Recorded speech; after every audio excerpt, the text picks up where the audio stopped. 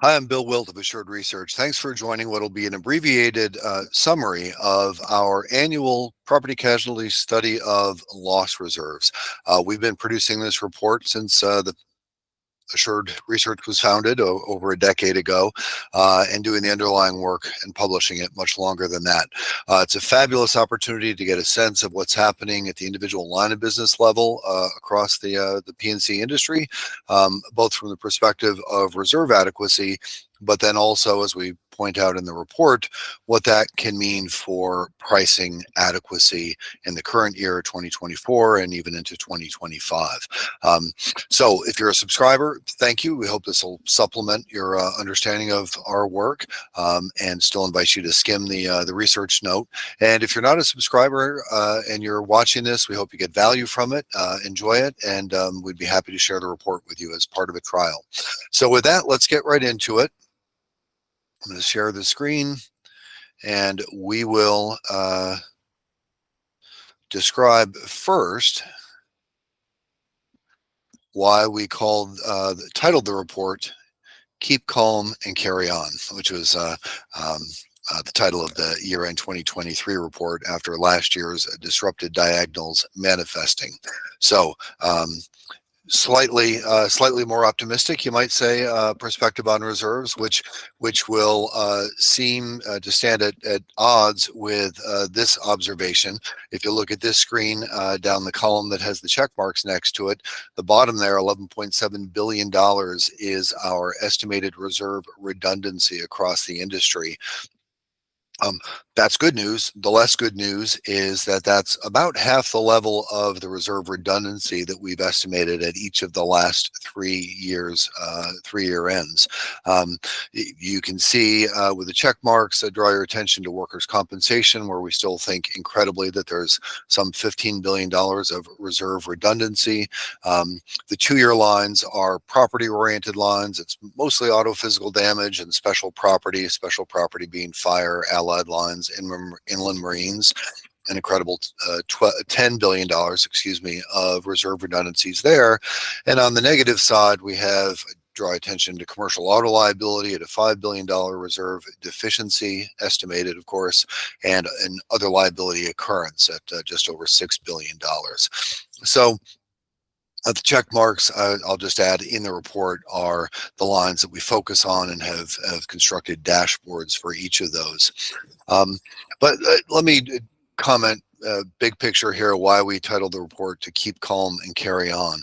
First, because there still is an estimated reserve redundancy across the industry, even though there's some pretty clear bifurcation with the good guys, workers' comp, and the special property lines, and the bad guys, other liability and commercial auto.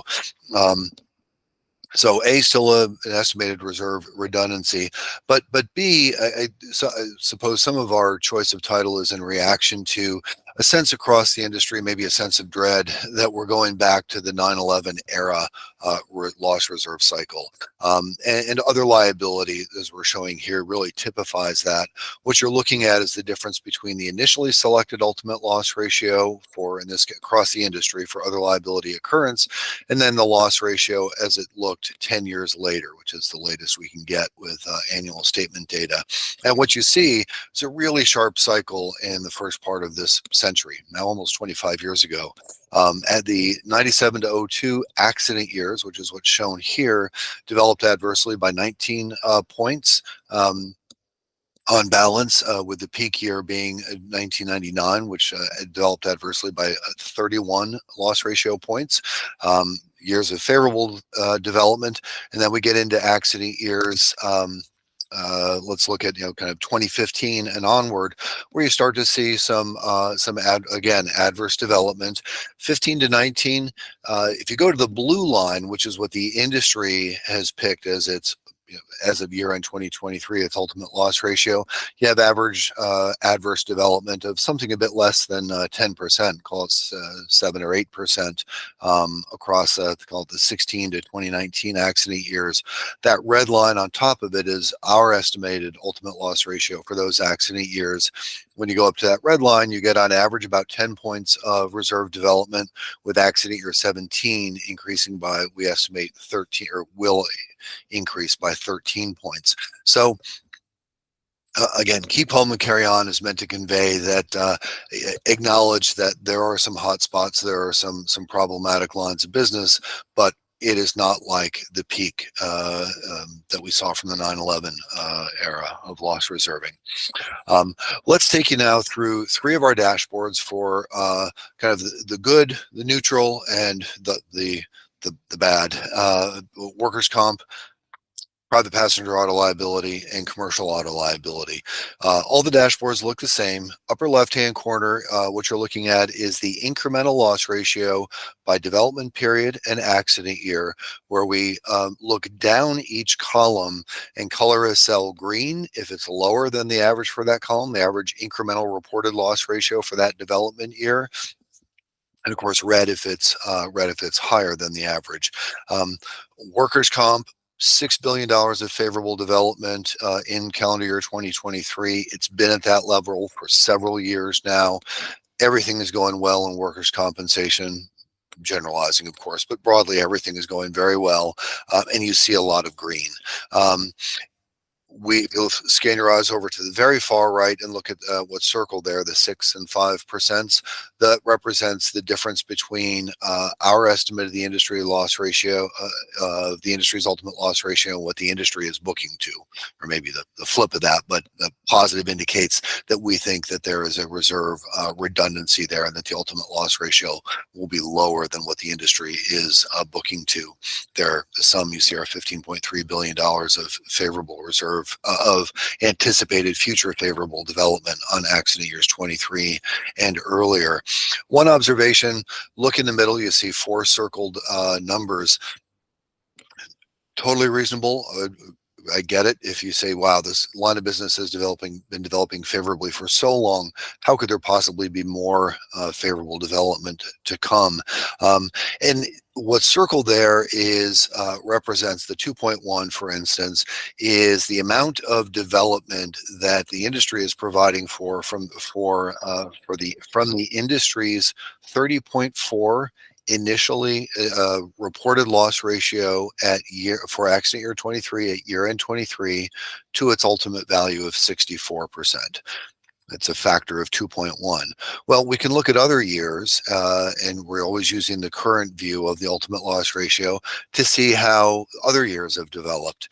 And you can see that 2.1 is a fairly favorable, fairly conservative indication or expectation on the part of the industry when compared to the way other years developed. The 1.87, for instance, says that accident year 2014 only developed upward by a multiple of 1.87 from its 12-month reported loss ratio to its, let's call it, very close to its final value, 1.86 for 2015, 1.82 for 2016. These numbers are going to always be exactly the same, and they should change. But the point is, the 2.1 is a fairly robust provision for additional development in our estimation. You can go through the same thought process on accident year 2022. Again, we apply a lot of other techniques. Not suggesting our number will necessarily be exactly the right number, but it sure looks like there is more favorable reserve development to come on workers' compensation. Private passenger auto liability, I'm going to color that neutral. We are indicating, if you look over on the right-hand side where you see the yellow highlights, we are indicating a $2.9 billion reserve deficiency in private passenger auto liability. Seems like a big number, but you have to remember that this line of business produces, I think in 2023, $166 billion of earned premium. Again, this is just for the liability component of private passenger auto. So $2.9 billion isn't really a particularly meaningful number. And if you look at the loss ratio differences, other than us thinking that maybe accident year 23 could be a little bit higher than the industry expects at a 1.2 point difference. Most of those other years, we're not really indicating any material differences from what the industry is booking for its ultimate loss ratio. And that's really good news for private passenger auto. I'm sure regulators will be very happy to see this stability in loss reserves and loss ratio picks and loss ratio indications that are flowing through the rate filings across the industry. If we turn to commercial auto, take everything I said for private passenger auto and wipe it away, because things really look worrisome for this line of insurance. Look at all the red, and I'm going to go back for 1 second and just point out in private passenger auto, we did, if you look at the diagonal there, the triangle, we have had adverse development in private passenger auto the last 2 years. This year it was a little under $1 billion in 23. In calendar year 22, it was $5 billion, and that manifests as some red across the diagonal. The point in private passenger auto is we think that that's largely complete. Commercial auto, not the case. You see red across the diagonal. We've had lots of adverse reserve development. It is, I think, symptomatic of not only economic inflation, but much more so social inflation, where this line of business has really been the epicenter of social inflation. Let's look at first. I'll draw your attention just over to the far right hand side. There's our $5.3 billion, $5.4 billion estimated reserve deficiency. But this is a much smaller line of insurance, so $5.4 billion. Those are some notable loss ratio differences in ultimate loss ratio indications, where we're about 5 and 6 points in the last 2 years. Actually, years 22 and 23, we're about 5 or 6 loss ratio points higher than the industry.